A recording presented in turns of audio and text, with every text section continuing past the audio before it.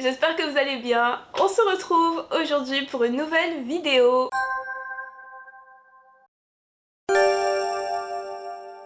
Comme vous pouvez le voir, nous sommes à mon bureau. Aujourd'hui, j'aimerais travailler un petit peu sur mon projet d'écriture en cours. Pour les personnes qui seraient nouvelles sur la chaîne, je me présente rapidement. Je m'appelle Mélodie et je suis autrice de fantasy. Je suis en train de travailler sur un roman de fantasy dont le titre de travail est Projet Traversé. J'ai terminé d'écrire le premier jet l'an dernier et là je suis en train de faire la réécriture. Je suis en train de corriger cette histoire. Donc ça avance plutôt bien. Mon objectif c'est d'en avoir terminé avec la phase correction structurelle d'ici la fin du mois de février et de faire la correction plus stylistique pendant le mois de mars. Je suis presque arrivée au milieu du manuscrit pour ce qui est des corrections structurelles. J'ai eu des journées très difficiles, j'ai eu des journées moins difficiles, mais dans l'ensemble ça se passe plutôt bien. J'ai enlevé aussi beaucoup de mots dans mon manuscrit au cours des dernières semaines. Il faut savoir que généralement mes premiers jets sont très longs et que je suis du genre à enlever des mots dans mon manuscrit pendant que je le corrige. Je sais qu'il y a des auteurs qui eux rajoutent à leur texte quand ils le corrigent. Moi c'est tout le contraire, il faut que j'enlève. Depuis que j'ai commencé à corriger, j'ai enlevé presque 10 000 mots dans mon manuscrit, donc c'est vraiment chouette. Je pense que je peux encore en enlever beaucoup. Mon objectif c'est d'atteindre 135 000 mots à la fin de cette première passe de correction. Mais bon, je suis pas sûre que ça va arriver, on verra bien, on espère. Là je suis à environ 140 000 mots, ce qui est quand même beaucoup et donc j'aimerais descendre à 135 000 mots. On va espérer que ça se fasse, mais je pense que je vais réussir à descendre en dessous de la barre des 140 000 mots. Donc le plan pour aujourd'hui, le plan de cette vidéo, c'est de m'accompagner pendant que je travaille sur mon manuscrit.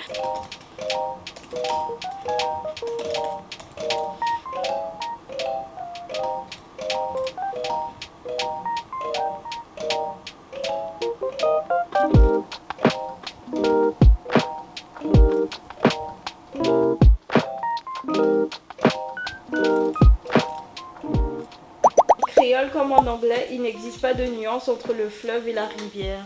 Pause déjeuner, je suis allée demander conseil à ma sœur. Ça va faire 5 jours que je me pose cette question. Dans mon roman, mes personnages passent beaucoup de temps dans un canot, donc ils doivent remonter un cours d'eau dans un canot. Ça fait une semaine que je me demande si ce cours d'eau c'est un fleuve ou une rivière. Techniquement c'est un fleuve puisque c'est un cours d'eau qui se jette dans la mer. Alors ça fait plusieurs jours que je me demande comment appeler ce satané cours d'eau. Est-ce que c'est une rivière? Est-ce que c'est un fleuve? J'ai demandé à plusieurs personnes que je connais. J'ai des amies autrices qui m'ont dit que j'étais trop précise, que je pouvais juste appeler ça un cours d'eau, mais ça me dérange. Moi j'aime avoir une écriture précise, donc je voulais vraiment dire fleuve ou rivière. Je peux utiliser donc le terme rivière. Si dans mon manuscrit vous lisez que mes personnages sont sur une rivière qui se jette dans la mer, sachez que ce n'est pas une erreur. J'ai passé beaucoup de temps à y réfléchir et à me demander si je devais appeler ce cours d'eau un fleuve ou une rivière. En fait c'est pas seulement une rivière ordinaire, c'est un canal maritime. Je vais l'appeler une rivière. Je viens de terminer d'écrire l'épigraphe du chapitre que j'ai révisé ce matin. Si vous avez vu mes précédents vlogs sur Projet Traversé, vous m'avez plusieurs fois entendu parler de ces fameuses épigraphes. En fait, dans ce roman, j'aimerais qu'au début de chaque chapitre, il y ait un petit texte qui fournisse plus d'informations sur l'univers. Donc j'aimerais que ce soit des extraits de journaux, des extraits de décrets, des extraits de livres existants dans l'univers où l'histoire prend place. Un petit peu comme dans L'Assassin Royal, j'ai sorti le livre pour que vous puissiez voir. Comme vous pouvez le voir, au début de ce chapitre, il y a plein de textes écrit ici en italique et c'est en fait une citation extraite du journal de Fitz qui est donc le narrateur de L'Assassin Royal. J'ai un autre exemple ici. Faites pas attention à mes écouteurs que j'utilise comme marque-page. Chaque chapitre commence avec un petit texte en italique et c'est Fitz qui fournit plus d'informations sur l'univers où l'histoire se déroule, donc il donne plus d'informations sur la magie, sur d'autres événements qui se seraient déroulés dans cet univers. Et il y a plein de livres en fantasy qui fonctionnent de cette manière. J'ai parlé aussi dans une autre vidéo du fait que je voulais utiliser les épigraphes pour raconter une histoire en parallèle de l'intrigue principale du roman, et c'est toujours un de mes objectifs. Donc dans le tableau que j'ai créé pour organiser les révisions de mon manuscrit, je me suis créé une colonne dans laquelle j'écris donc les textes qui vont être associés à chaque chapitre. J'essaie de faire en sorte que chaque épigraphe ait un lien avec les événements du chapitre, et aussi l'idée ici c'est de faire monter la tension, de fournir des informations au lecteur de manière stratégique. Je m'amuse vraiment beaucoup à faire ça. Pour l'instant dans mes épigraphes j'ai des extraits de décrets, j'ai des extraits de rapports, j'ai des extraits de journaux intimes, et je m'amuse vraiment beaucoup à écrire ça parce que souvent ça va être dans un style d'écriture différent que le reste du manuscrit, puisque c'est un autre type de document, puisque c'est supposé avoir été écrit par des personnes dans l'univers de l'histoire. Donc c'est vraiment très amusant d'écrire ça et de réfléchir à la meilleure manière de fournir les informations que je veux fournir sans pour autant les dire au lecteur. Parce que là dans les épigraphes je donne pas des définitions, donc je ne dis pas le système magique fonctionne comme ça, comme ça, comme ça, voici ces différentes règles. Dans les épigraphes c'est vraiment des personnages de l'univers qui expliquent certaines choses ou qui racontent certaines choses qui leur sont arrivées, et à partir de ces extraits je veux que les lecteurs soient en mesure de comprendre certains éléments de l'intrigue et du monde. Donc il faut que je glisse les informations de manière intelligente donc dans ces extraits. Il faut que ça ait un côté naturel. La manière que j'ai organisé mes épigraphes, c'est que j'ai relu donc mon manuscrit une première fois, et au fur et à mesure que je lisais mes chapitres, je réfléchissais à quel texte pourrait être associé à quoi. Donc pour chaque chapitre, j'ai écrit un petit résumé de ce que l'épigraphe est supposé révéler, et puis là maintenant je suis en train donc de rédiger les épigraphes. Les épigraphes représentent quand même un petit défi parce qu'elles ne doivent pas faire plus de 100 mots. Il faut pas qu'elles soient trop longues parce que sinon ça va juste déborder sur la page. Je trouve que celles de l'Assassin Royal sont quand même assez longues, mais ça fonctionne bien puisque le livre c'est les mémoires de Fitz. Donc ça fonctionne bien avec le style narratif des romans de la série donc de l'Assassin Royal, mais dans le cas de Projet Traversée, comme on est dans un roman à la troisième personne, c'est pas exactement les personnages qui racontent, même si c'est une troisième personne rapprochée. Je ne veux pas que les épigraphes soient trop longues. Donc là, je me limite à 100 mots par épigraphe, donc ça peut être un défi en fait de résumer ce que j'ai à dire, de résumer les informations que j'ai à fournir en 100 mots, mais c'est un challenge qui est plutôt fun. Le petit moment de plaisir après avoir galéré pendant plusieurs heures sur un chapitre. Je me dis ah, je vais enfin pouvoir écrire l'épigraphe et c'est mon moment de plaisir. Bon, je vais fort probablement flouter mon écran au montage, mais une fois l'épigraphe écrite, ça ressemble à ça. Donc là c'est mon document Scrivener pour mon manuscrit, vous voyez ici ma liste de chapitres, et là comme vous pouvez le voir, j'ai le numéro de chapitre, donc chapitre 13, et ici en italique on a l'épigraphe, et ensuite on a le chapitre qui commence ici. Pour les gens qui utilisent Scrivener, mon manuscrit ressemble à ça, j'ai un document pour l'épigraphe et un document pour chaque scène du chapitre, et ensuite ça donne quelque chose comme ça.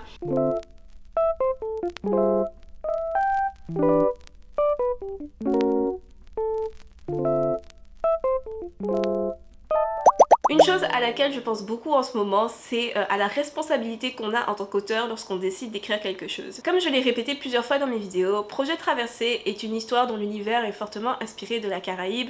Je me suis surtout en fait inspirée de Saint-Martin pour créer l'île où toute l'histoire se déroule, mais il y a dans la culture des habitants de cette île des éléments tirés de différentes cultures des Antilles. Donc il y a des éléments tirés de la culture martiniquaise, des éléments tirés de la culture haïtienne, et j'ai un petit peu mélangé tout ça pour créer en fait la culture donc de cet univers inventé. Je prends beaucoup de décisions par rapport aux éléments que j'utilise pour construire cet univers et par rapport à la manière dont je présente ces éléments. Et donc je réfléchis beaucoup sur la responsabilité que j'ai en tant qu'autrice par rapport à ces cultures dont j'ai décidé de m'inspirer. Pour Saint-Martin et la Martinique, je suis moi-même née en Martinique, toute ma famille est martiniquaise, j'ai grandi à Saint-Martin, donc je considère que ce sont mes cultures, donc je me sens un petit peu plus à l'aise pour les utiliser, mais même si ce sont mes cultures, j'ai quand même une certaine responsabilité dans la manière dont je les présente. Donc je pense beaucoup à ça, je pense beaucoup à la manière dont je présente ces éléments dans mon histoire. Pour vous donner un exemple,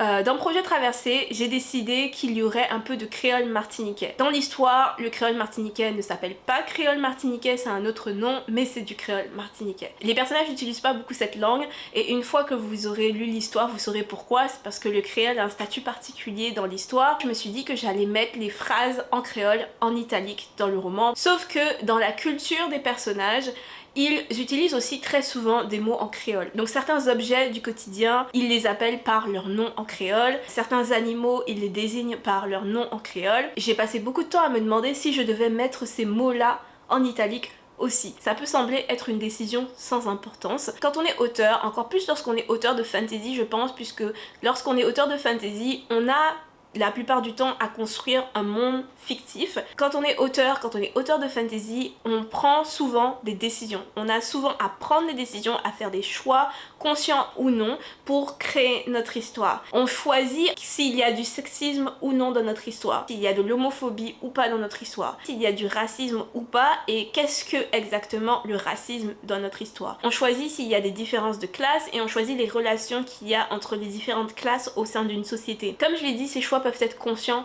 ou inconscients. Mais ce sont néanmoins des choix que l'on fait pour écrire nos romans. Plus je vieillis, plus j'écris et plus je suis consciente en fait des différents choix lorsque je construis mes univers. Et donc je passe beaucoup de temps à réfléchir par rapport à ça, à réfléchir en fait à ce que je dis sans même m'en rendre compte en écrivant mon livre. Je pense qu'il y a très longtemps j'avais fait des vidéos sur le sujet ou parlé un petit peu de ça dans des vidéos. J'avais, je pense, déjà parlé du fait que lorsque on crée certaines dynamiques sociales dans nos romans, on commente sans même nous en rendre compte sur les dynamiques sociales de notre société, et lorsque on reflète sans réflexion en fait les dynamiques de notre société, ça dit aussi beaucoup de choses sur qui on est en tant qu'auteur, qu'on le veuille ou non. Donc bref, c'est des choses auxquelles je pense souvent, c'est des choses auxquelles je pense souvent en écrivant Projet Traversée. Mon principal objectif avec Projet Traversée, c'est de créer une fantasy divertissante, une fantasy fun. Je n'ai pas d'objectif militant avec ce projet, mais toute œuvre est politique et c'est parce que toute œuvre dépend de choix, et donc c'est pour ça que je fais quand même attention aux choix que je fais en écrivant mon manuscrit. N'hésitez pas à me dire ce que vous pensez du sujet dans les commentaires. Si vous, en tant qu'auteur, vous réfléchissez en fait à tout ça lorsque vous construisez vos univers ou pas du tout. Je pense qu'en tant qu'auteur, on est responsable en fait lorsqu'on décide de publier une œuvre qui va être lue par d'autres personnes, une œuvre qui peut rentrer dans la postérité, je sais pas c'est quoi le mot, mais vous savez ce que je veux dire, une œuvre qui va peut-être rester après nous, qui va être lue par d'autres générations.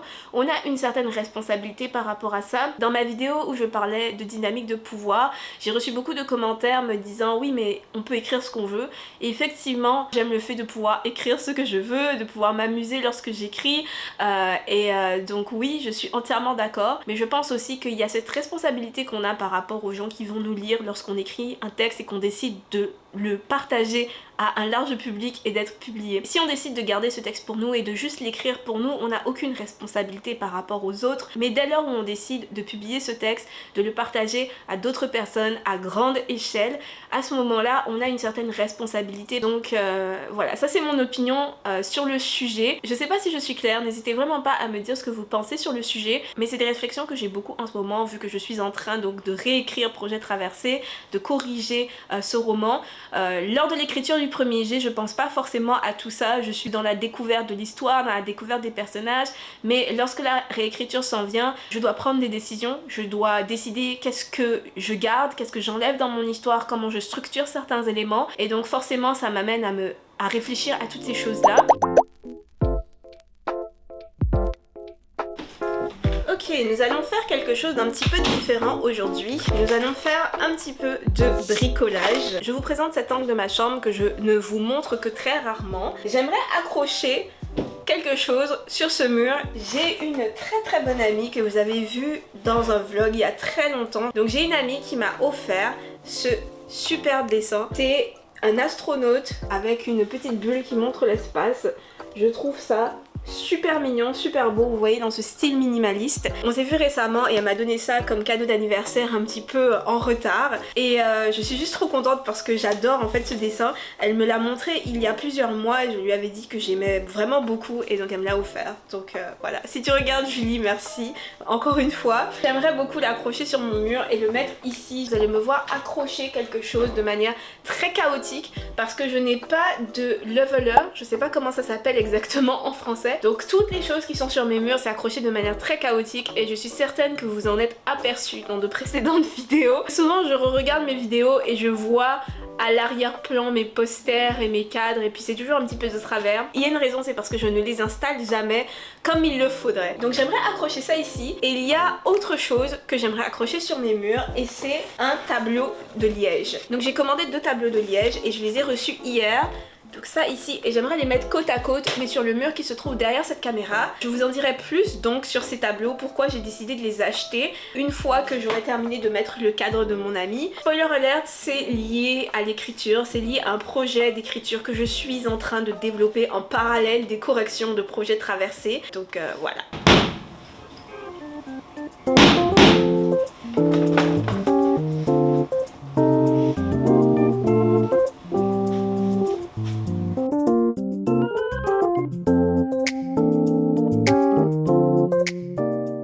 Voici à quoi ça ressemble.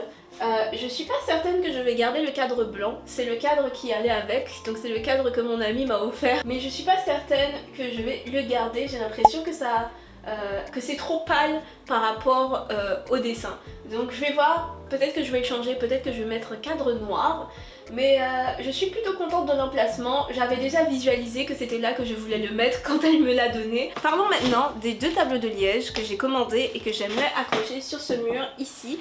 Donc là on est de l'autre côté de la porte. La raison pour laquelle j'aimerais accrocher ces tableaux, c'est lié donc au prochain projet d'écriture sur lequel j'aimerais travailler, que j'ai déjà commencé à brainstormer, que je brainstorm même depuis plusieurs années. Je suis maintenant à l'étape vraiment construction de l'intrigue, construction du plan par chapitre. Et ce projet, je vous en ai parlé dans d'autres vidéos et c'est mon projet LDC. Je sais plus exactement quel titre de travail je vous ai donné. À partir de maintenant, on va dire que c'est projet grotte. On va juste l'appeler comme ça. Projet grotte, c'est un projet de fantasy, une duologie. Les personnages vont devoir courir beaucoup. Je le brainstorm depuis très longtemps et ça fait très longtemps que j'ai envie de l'écrire. Mais avant de me lancer dans ce projet, je voulais d'abord terminer la semeuse de vent, terminer projet traversé. Donc maintenant, ça y est, je suis prête à travailler sur projet grotte. J'ai vraiment très hâte. Et donc j'aimerais avoir des tableaux de liège pour développer l'intrigue de ce projet. Ce projet n'est pas forcément plus compliqué que mes autres projets, mais il y a des choses que je veux faire avec ce projet qui m'intimident. Il y a des choses que je veux faire avec les arcs des personnages. Je suis pas sûre en fait d'avoir des compétences encore pour le faire, mais je veux le faire. Je veux le faire correctement aussi. Je vais avoir besoin de mettre mes notes quelque part, de les organiser quelque part sur mes murs. Je sais pas encore comment je vais les accrocher. Je vois qu'il y a des crochets sans doute pour accrocher donc les tableaux au mur. On va regarder ça et on va essayer de faire les choses correctement.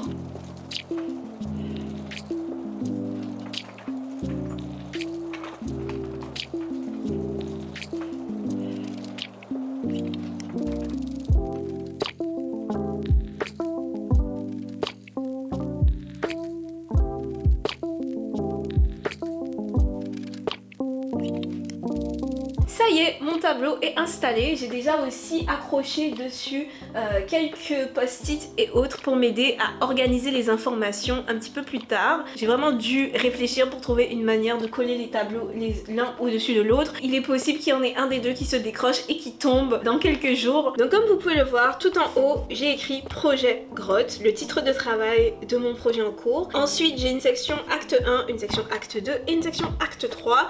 Ici, je vais pouvoir mettre toutes les informations liées à ces différents actes et toutes les choses que je veux explorer et les organiser donc sur le tableau sous ces petits post-it. Ici en bas, donc sur le deuxième tableau, on a une partie world, donc une partie world building, une partie perso pour les personnages et une partie magie pour le système magique.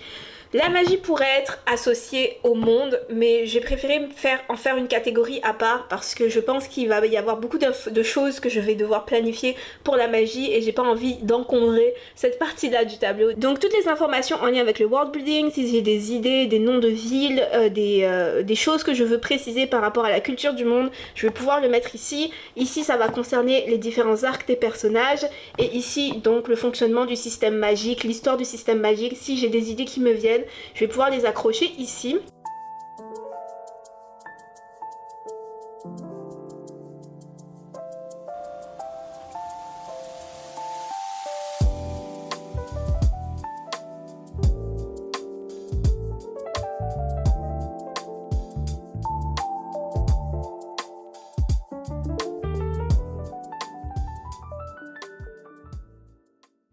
Bon, il est samedi et ce vlog n'est toujours pas terminé, je ne sais toujours pas comment je vais le terminer non plus et je ne sais pas quelle est la ligne directrice de cette vidéo. Je pensais au début que cette vidéo ce serait une semaine dans ma vie d'autrice, puis après 24 heures dans ma vie d'autrice et finalement c'est juste un mélange de plein de clips que j'ai filmés tout au long de la semaine et je ne sais pas du tout comment finir la vidéo non plus. Je suis en train de préparer un événement auquel je participe à la fin du mois de février. Ce mois-ci c'est le mois de l'histoire des Noirs et plein d'événements sont organisés tout au long du mois à Montréal et dans le reste du Québec pour célébrer le mois de l'histoire des Noirs. Et j'ai été invitée à participer à un cercle de lecture afrofuturiste à la fin du mois de février, donc le 28 février, à la bibliothèque Mercier à Montréal. Je vais discuter avec les participants de l'afrofuturisme, d'afrofantasy, je vais parler aussi de mes projets littéraires en cours et à venir. Donc c'est supposé être quelque chose d'assez convivial et les personnes qui vont se présenter au cercle de lecture sont normalement supposés avoir lu donc Les Abysses de Rivers Solomon et De Sang et de Rage de Tomi Adeyemi. Ce n'est pas moi qui ai sélectionné les livres, mais j'avais la possibilité de proposer quelque chose d'autre. Je me suis dit que bon, c'était d'assez bons points de départ pour parler d'afrofantasy et d'afrofuturisme en littérature. Durant le cercle, on va parler d'autres livres. Je vais apporter une petite liste d'autres livres d'afrofuturisme et d'afrofantasy, bien évidemment. J'ai pas regardé combien il est supposé y avoir de participants, mais les places sont limitées et la dernière fois que j'ai regardé, je pense qu'on visait environ 10-12 participants, donc ça va être un petit groupe intime. Et donc comme ça fait un moment depuis la dernière fois que j'ai lu ces livres, je suis en train de les feuilleter rapidement et de prendre des notes pour pouvoir créer donc une conversation, créer les différents points de la conversation qu'on va avoir. C'est un petit peu intimidant, c'est la première fois que je participe à un événement avec une telle structure, que je participe à un événement aussi que je vais entièrement mener et un événement où il va y avoir tout ça de conversation. Mais bon, il y a une première fois à tout, donc on verra bien ce que ça va donner.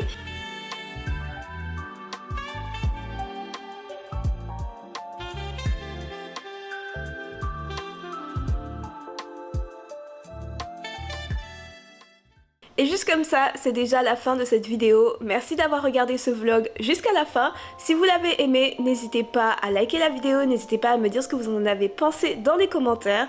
On se retrouve très vite. Portez-vous bien tout le monde et à bientôt. Bye!